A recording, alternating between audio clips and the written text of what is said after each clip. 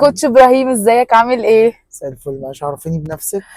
اول سؤال، شايف نفسك فين بعد 5 سنين؟ لا، ده سؤال مش متوقع، بس شايف نفسي فين؟ شايف نفسي بره مصر. بس ايه your goals؟ يعني انشر اللي انا بعمله.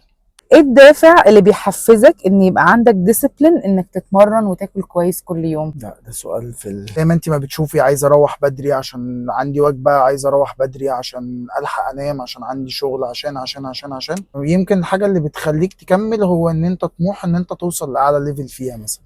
يعني ما بقاش الهدف زي الاول اللي هو انت عايز توصل لشكل جسم حلو وخلاص، لا انت عايز ابعد من كده. حلو قوي.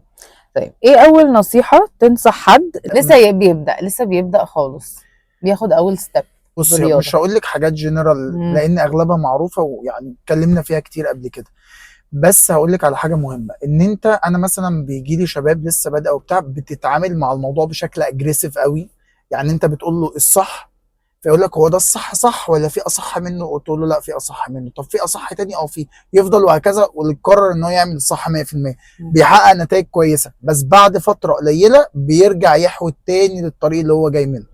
فالافضل ان انت يعني تعمل عادات صغيره وتحافظ عليها. يعني مثلا بتتمرن 3 ايام، مفيش داعي يبقوا 7. فاهمه؟ بس يعني الواحد ما يروحش الاكستريم، يحط سمول جولز ويبدأ يمشي عليها واعملها بالظبط. حلو قوي. ازاي بتحافظ على الموتيفيشن بتاعه العملاء بتوعك ان هم يكملوا وما يوقفوش؟ ده جامد. ده اكتر حاجه بقى بتشجع الناس هي الارقام. يعني لما مثلا اقول له بص احنا هنعمل كذا، هنوصل من كذا لكذا، فيلاقينا عملنا ده بالظبط. لما يمشي على البلان بعد ما اقنعه، يعني لما بيشوف النتائج، انا بقول له برضو النتائج بناء على الاناليسيز اللي انا بشوفها، من خلال مثلا هو بيجي مواعيده عامله ازاي، بيجي قد ايه، بيوقع ايام ولا لا، بيتعامل مع الكسل بتاعه ازاي، بيتعامل عامه مع كل السيتويشن بشكل عامل ازاي.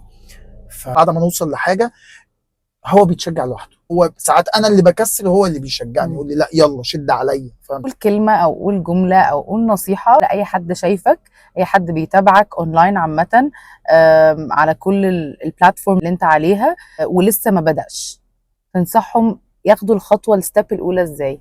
هو انت كده كده هتبدا في مرحله ما، هتبدا انت كده كده هتبدا.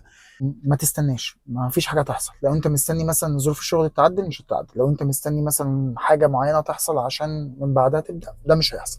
لان مخك هيفضل يسف، عمال يعد. هو خلاص خد اجازه ووقف مع نفسه ومش هيشتغل لك. يعني مش هيشتغل ليك، هو هيشتغل عليك. اللي هو كل ما هتحاول تبدا هتلاقيه هو اللي بيقوم.